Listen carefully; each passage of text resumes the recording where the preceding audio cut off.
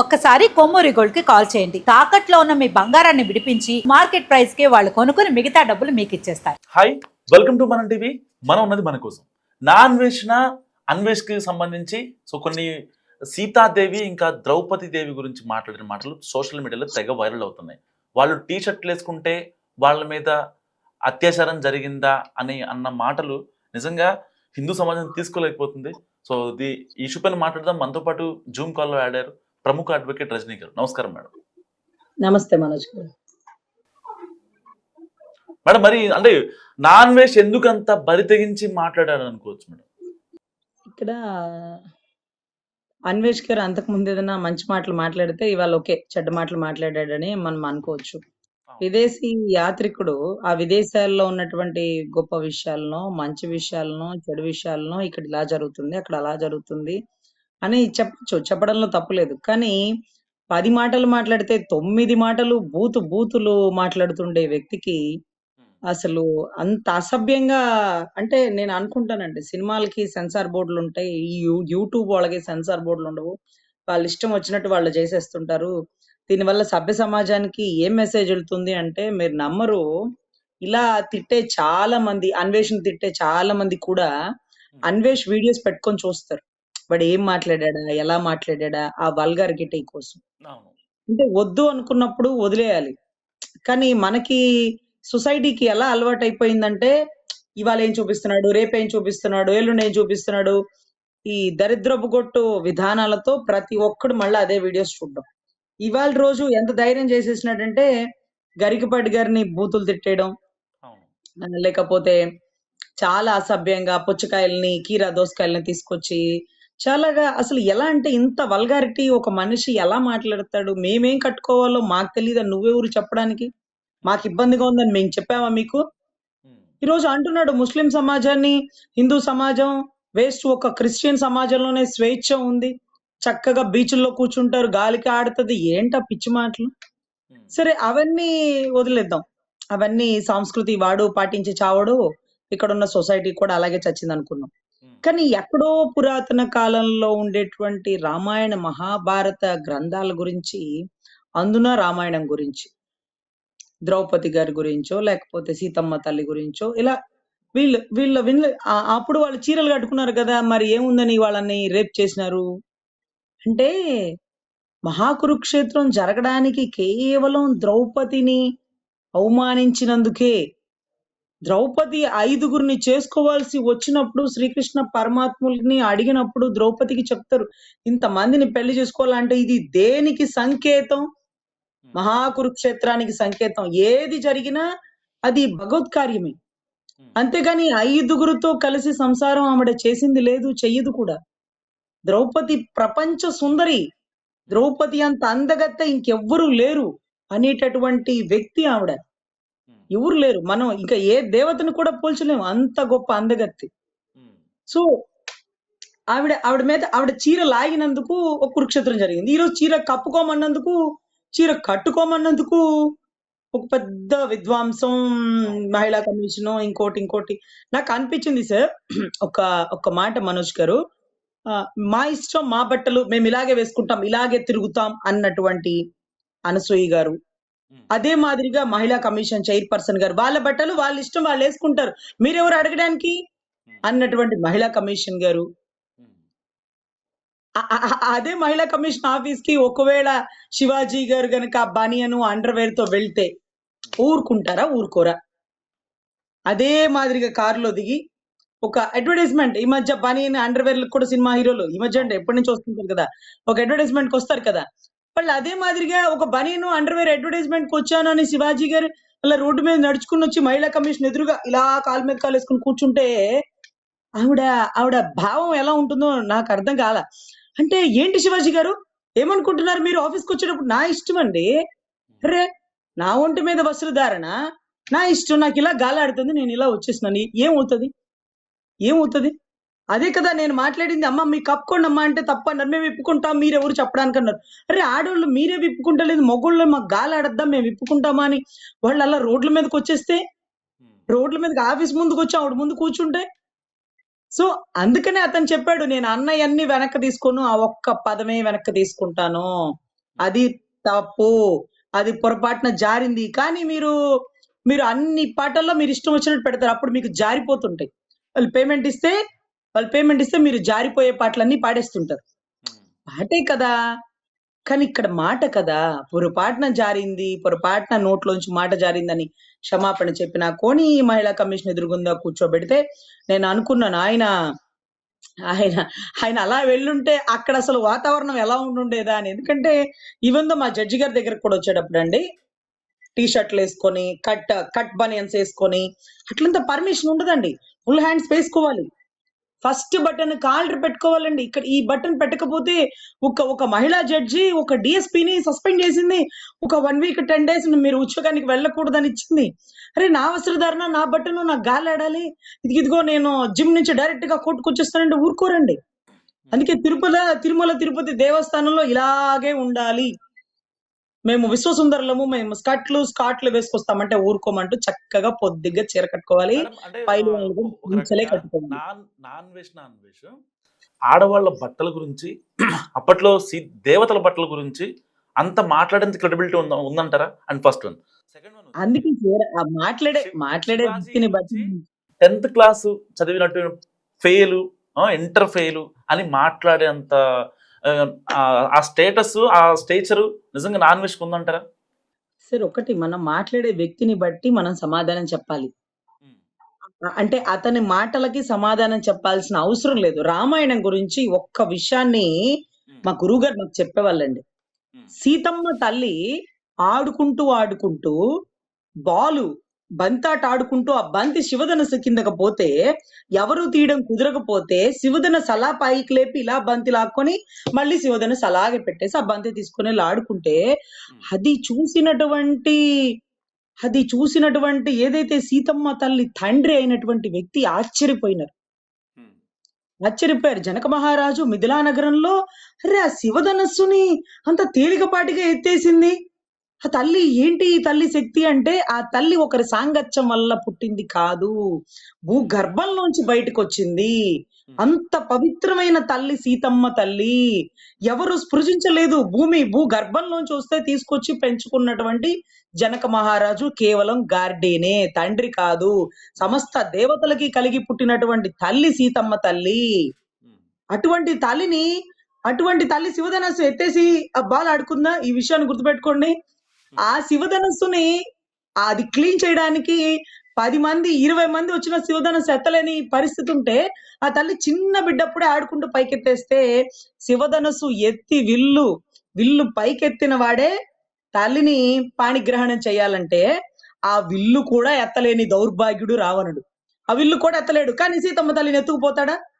ఉమ్, విల్లు సీతమ్మ తల్లి ఆడుకుంటూ పసి వయసులో ఎత్తిన ఈ విల్లుని ఎత్తలేని దౌర్భాగ్యుడు సీతమ్మ తల్లిని ఎత్తుకుపోగల శక్తి ఉంటుందా? సీతమ్మ తల్లిని తాకలేక ఆ భూమి మొత్తాన్ని అక్కడితో తీసుకెళ్లిపోయాడు. ఉమ్, ఆ భూమిని ఎందుకు తీసుకెళ్లాడు? సీతమ్మ తల్లి చేయి పట్టుకొని ఎందుకు తీసుకెళ్లలేడంటే చెయ్య పాడ వాడు బతికి వాడు తాకలేడు. ఆ భూమిని అంతవరకు అట్టే తీసుకొని అలా పైన ఎగురుకుంటా వెళ్ళిపోయిన సీనే కదా మనకు తెలిసిందంటే అతను మొదటి నుంచి చివరి వరకు సీతమ్మ తల్లిని తాకగల శక్తి రావణుడికి లేదు. ఉమ్, ఒక్కటే గుర్తుపెట్టుకోండి. సీతమ్మ ఎత్తిన విల్లే ఎత్తలేని వాడు సీతమ్మని ఎత్తుకుపోగలడా? ఉమ్, వాడెవడో కుక్క మొరిగినట్టు మొరిగి సీతమ్మ తల్లి మీద రేప్ చేయలేదు. రేపేంట్రా నీ బొంద? సీతమ్మ తల్లిని తాకే శక్తి ఉంటుందా?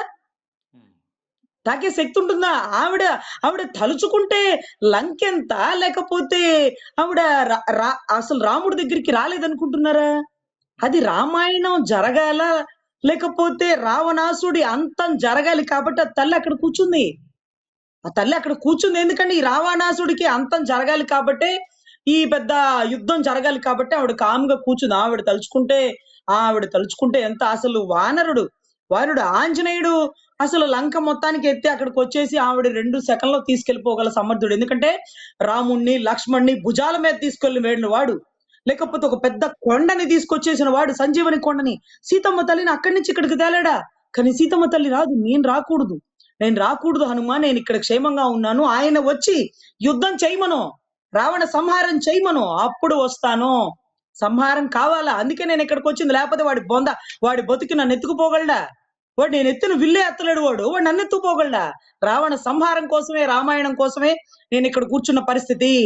రమ్మను, వచ్చి యుద్ధం చేయమను, నువ్వు కాదు హనుమ వెళ్ళు అంటే హనుమ వెళ్ళి వారధి గట్టి రాముడిని తెచ్చి యుద్ధం చేస్తే అప్పుడు ఆ తల్లి వస్తే అక్కడ కూడా అక్కడ కూడా రావణుడి దగ్గరికి వెళ్ళిందని ఇలాంటి కుక్కలు మొరుగుతాయని, రేపటి తరంలో కుక్కలు మొరుగుతాయని ముందుగానే రావణుడు, తల్లి పవిత్రంగా ఉందిరా దరిద్రులారా, ఆవిడ తనకు తాను అగ్నిలో పునీతి అయ్యి ఒక పవిత్రురాలిని నేను చూడండి, సభ్య సమాజానికి రేపటి రోజు నా బిడ్డల్లాంటి వాళ్లే నన్ను అనుమానిస్తారేమో, పరా ఇంట్లోంచి వచ్చింది కదా, అక్కడ ఏం జరిగిందో మనకేం తెలుసు అని అనుకుంటారేమోనని, నన్ను తాకగల శక్తి, నన్ను స్పృశించగల శక్తి ఎవరికి లేదు అని అగ్ని కూడా, అమ్మో అంత పవిత్రమైనది ఆ తల్లి సీతమ్మ అని చెప్పి అగ్ని కూడా ఆరిపోయి ఆ తల్లిని పవిత్రంగా, ఈవ శక్తి ముందు అగ్నిహోత్రం అంటే పవిత్రం, అట్లాంటి అగ్నిహోత్రమే 100 రెట్లు పవిత్రమైన సీతమ్మ తల్లిని నేను తీసుకోలేకపోతున్నాను అంటున్న పరిస్థితికి, అలాంటి సీత గురించి మాట్లాడే శక్తి గల్లవాడు వాడు బొందవాడు బతుకు. దేశాలు తిరుగుతూ ఆ యూట్యూబ్ లో వచ్చే కామెంట్స్ కో లేకపోతే సబ్స్క్రైబర్స్ కో వల్ల డబ్బులు తిని బతుకుతున్నవాడు సరైన మెసేజ్ ని సొసైటీకి అందించు. భూమి మీద పుట్టినావు కదా, మాకు ఆడబిడ్డలకి మేము ఎలాగ ఉండాలో నువ్వెలా చెప్పేది? గాడిద నువ్వురా మాకు చెప్పేది నీ బతుకి? సీతమ్మ తల్లిని మీద రేపులు జరిగినట్టు రేపులు నీ బతుకు సీతమ్మ తల్లిని తాకగల శక్తి ఎవరికొని ఉంటుందా? ఆ తల్లి చెయ్యి అందిస్తే తప్ప రాముడు కూడా తాకలేడు, అంత శక్తివంతురాలు. భూగర్భంలోంచి బయటకు వచ్చింది, ఆవిడ అనుకున్నప్పుడు బయటకు వచ్చింది, ఆవిడ వద్దు అనుకున్నప్పుడు ఆ వంతట ఆవిడ రాముడు లవకుశులు కన్నీటి పర్యంతం అయిపోతున్న భూగర్భంలో కలిసిపోయింది. ఆవిడ అనుకున్నది జరుగుతుంది, ఆవిడ చెయ్యగలిగింది చేసేసిద్ది, ఆవిడ ఏదైనా చేయగలదు. ఆవిడ రావాలనుకుంటే బయటకు వచ్చింది, వెళ్ళాలనుకుంటే భూగర్భంలోకి వెళ్ళిపోయింది. అటువంటి తల్లి గురించి మాట్లాడేటప్పుడు ఒళ్ళు దగ్గర పెట్టుకొని మాట్లాడాలి. మీరు ఇలా అంటే అలా మాట్లాడితే అదే అనుకుంటున్నాను, చట్టాలు గట్టిగా ఉండుంటే ఎక్కడో ఉన్నవాడికి కాలర్ పట్టుకొని ఈడ్చుకురావాలి. అందుకే జై శ్రీరామ్ అని మనస్ఫూర్తిగా అనుకునేదండి. అదే మాదిరిగా అయోధ్య 2017లో నేను తిరుపతిలో చదువుకుంటున్నప్పుడు ఇస్కాన్ వాళ్ళు అన్ని గుళ్ళకు తీసుకువెళ్తూ అయోధ్యకు తీసుకువెళ్లారండి. అప్పుడు సెకండ్ ఇయర్ చదువుతూ ఉన్నాను, 18 అయితే 17, 18 అనుకుంటా. అయితే ఆ టైంలో నేను అయోధ్య చూడాలి అని అనుకుంటున్న పరిస్థితుల్లో చాలా బందోబస్తు అండి, పోలీసులు, మిలిటరీ వాళ్ళు, గన్మెన్లు అందరూ ఉన్నారు. గబ్బ పెట్టుకున్న అందరికంటే ముందు నేను చూడాలని తపన పడి క్యూ లైన్ లో వెళ్ళిపోయినానండి. అది టైం అరౌండ్ 3:30, 4 అనుకుంటా, అంటే క్లోజింగ్ టైం. ఫాస్ట్ గా బస్ దిగాము యాత్రికులందరూ, నేను ముందుగా వెళ్ళిపోయాను, తొందరగా బయటకు వచ్చేసాను. తర్వాత చూస్తే జనాలు కనిపించేస్తున్నారు, ఏది గుడి అంటే, గుడి మీరు చూసినారు కదా అన్నారు. నేను చూడలేదు, నేను అమ్మవారిని చూడలేదు, స్వామిని చూడలేదు, సీతమ్మ తల్లిని చూడలేదు, ఎవరిని చూడలేదు అన్న. నేను అన్నాను, ఆయన అంటున్నారు, లేదమ్మా అక్కడ షామియానా కింద విగ్రహాలు ఉన్నాయి కదా, అవే రామ్ సీతా విగ్రహాలు అన్నారు. అదేంటి సార్, ఇంత గొప్ప అయోధ్య నగరంలో రాముడికి సీతమ్మకి నిలువ నీడ లేదా? రాముడి విగ్రహాలు అదేంటి షామియానా కింద పెట్టడం? నేను చూసినాను షామియానా కింద ఓ విగ్రహాలు ఉన్నాయి, అవేమున్నాయిలే దేవుడు ముందు వచ్చే విగ్రహాలేమో, ఇంకా గుడి వస్తుందేమో అనుకున్నాను. కానీ గుడి పడగొట్టినా సరే ఎక్కడో చాట చిన్న గుడిలాగా ఉంటుంది కదా అనుకున్నాను. అంటే సివిల్ డిస్ప్యూట్ కేసులో ఏ కట్టడాలు కన్స్ట్రక్షన్ చేయకూడదని కనీసం రేకుల షెడ్ కూడా వేయకుండా షామియానాల కింద విగ్రహాలు ఎన్ని సంవత్సరాలు పూజలు అందుకున్నాయో, అంటే మానవ మాత్ర జన్మ వస్తే రాముడికి కూడా కష్టాలు తప్పవన్నప్పుడు బయటకు వచ్చి మళ్ళీ వెంటనే వెళ్ళి ఆ విగ్రహాలు చూడాలి అని నేను ప్రాధేయపడితే క్లోజ్ చేసేసినారు, ప్రోటోకాల్ ఉంటది, వెళ్ళడానికి వీల్లేదని 5:00కో 6:00కో అనుకుంటా దాని క్లోజింగ్ టైం క్లోజ్ చేసేసినారు. నేను ఇంకా ఎంత ఏడ్చినా వాళ్ళు లోపలికి తీసుకెళ్ళా. అప్పుడు 102 సంవత్సరాల గల్ల ఒక వ్యక్తిని మంచంలో కూర్చోబెట్టి తీసుకుని వచ్చినారు. ఓ లడికి ఆంధ్రాసే ఆవిడ ఏడుస్తుంది అంటే అతను వచ్చి చెప్పాడు, ఓ రో మత్ బేటి, అబ్ కుచ్ గబరా మత్ బేటి, నేను ఆయన గుడికి ఎప్పుడు కడతారా అనడం కోసమే ప్రాణాన్ని బిగబెట్టుకున్నాను. ఖచ్చితంగా ఒక రోజు వస్తుంది, రాముడికి ఇక్కడే ఒక పెద్ద గుడి కడతారు, ఆ గుడి నువ్వు ఇక్కడి నుంచి అలా తల పైకెత్తుకొని చూస్తావు, ఇది జరుగుతుంది, ఇది సాధ్యం, జై శ్రీరామ్ అంటూ ఇలా మాట్లాడారు. అంటే మాకు అనిపించింది, అరే రాముడికే నిలువు నీడ లేకుండా చేసినారే, కనీసం రేకుల షెడ్ కూడా లేదు షామియానా విగ్రహాల కింద అని. ఈ రోజు ఒక పెద్ద గుడి వస్తే చూసినారా, కష్టాలు మనుషులకే కాదు, మానవ మాత్ర జన్మలెత్తిన దేవతలకు కూడా తప్పదు. ఇలాంటి కుక్కలు ఈరోజు సీతమ్మ గురించి మొరుగుతాయి అని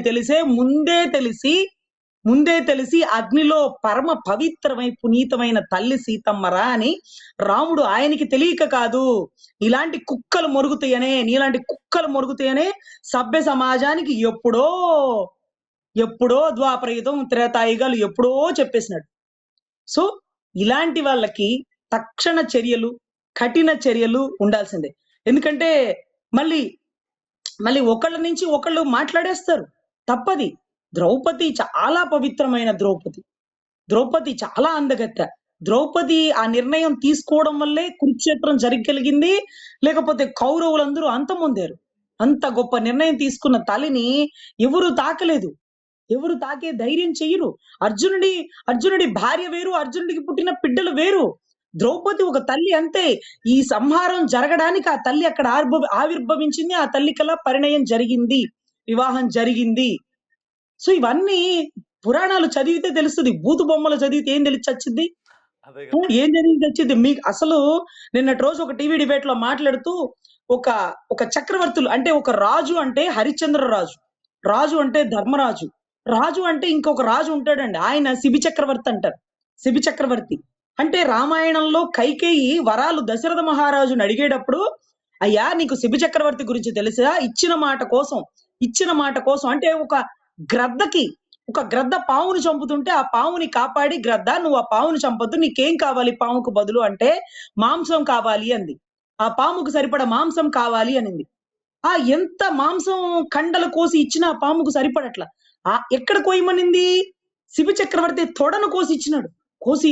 కోసి ఇంకా మనిషి చచ్చిపోయే పరిస్థితికి ఇచ్చేసాడు. అంటే రాజు అంటే పరిపాలనలో మనుషులను ఎలాగా చూస్తాడో వన్య ప్రాణులను కూడా అలాగే చూస్తాడు. ఇచ్చిన మాట కోసం ప్రాణాలు అర్పించేవాడే రాజు అని కైకేయి వరాలు అడిగేటప్పుడు దశరథ మహారాజుకు చెప్తుంది. అంటే అలా ఉండాలి రాజు అంటే, అలా ఉండాలి తల్లి అంటే, అలా ఉండాలి సీతమ్మ అంటే, అలా ఉంటుంది ద్రౌపది అంటే. ఇవి చరిత్ర చదివి చస్తే తెలిచొచ్చింది. ఇలాంటి గాడిదల దగ్గర సీతమ్మ తల్లి నిరూపించుకోవాల్సిన అవసరం లేదు. సీతమ్మ తల్లి మీద రేపులు కాదు కదా తాకే శక్తి ఆ రావణుడికి కాదు కదా, రాముడికి కూడా ఉండదు. తల్లి చెయ్యి అందిస్తేనే ఆ చెయ్యి పట్టుకుంటారు. అందుకే పాణిగ్రహణంలో ఊరికే వేసారు పంతులు గారు. అమ్మవారి అంటే మన చెయ్యి అయినా సరే ఆడబిడ్డ చేతిని తీసుకొస్తే అప్పుడు వారు తాకగలుగుతారు. కానీ వాళ్ళు బలవంతంగా పట్టుకోలేనంత గొప్ప చరిత్రలు అవి. ఇప్పుడు ఏముంది, పట్టుకుంటే వచ్చేస్తారు కదా. అలా కాదు కదా పాణిగ్రహణం అంటే. అటువంటి పరిస్థితుల్లో వేదాలు, చట్టాలో లేకపోతే పురాణాల్లో దయచేసి తెలుసుకోండి. మీ ఇష్టం వచ్చినట్టు ఒళ్ళు బలుపు మాటలు మాట్లాడితే కండ కరిగిచ్చి మోకాళ్ళ దండ మీద కూర్చోబెడతారు. రండి భారతదేశానికి రండి, ఆంధ్ర రాష్ట్రానికి రండి. మీకు ఒక్కొక్కడికి సమాధానం ఒకటి కాదు, రెండు కాదు, అన్ని రకాలుగా రాష్ట్రం, దేశం మొత్తం ఒకటవుతుందండి. ఎందుకంటే జై శ్రీరామ్ అనే నినాదం ప్రతి ఒక్క హైందవ ధర్మం, సనాతన ధర్మం అనే దాన్ని కాపాడే ప్రతి ఒక్కరూ ఈ తప్పుని ఖండించాలండి. ఆ తల్లి మీద రేప్ చేయడం కాదు కదా, తల్లిని తాకే శక్తే ఎవరికి లేదు. భూదేవిలోంచి బయటకు వచ్చింది, ఆవిడ అనుకున్నప్పుడు మళ్ళీ భూదేవిలోకి కలిసిపోయింది. అటువంటి పరమ పవిత్రురాలైన తల్లి అగ్ని కూడా ఆ తల్లి పవిత్రతను చూసి నేను ఈ తల్లిని భరించలేను నాయనా అంటూ బయటకు దించినటువంటి పరిస్థితి. అంత పవిత్రమైన ఆడబిడ్డ గురించి, తల్లి గురించి, పురాణాల్లో ఉండే సీతమ్మ గురించి దయచేసి తప్పుగా మాట్లాడొద్దు. అతను చేసిన తప్పుని దయచేసి ప్రతి ఒక్కరూ ఖండించండి. జై Shriram. Thank you madam. So ఇది రాణి గారి అనాలిసిస్. మీరేమనుకుంటున్నారు? నాన్ వెజ్ గురించి మస్ట్ కామెంట్ చేయండి. చూస్తున్నాను మనం టీవీ.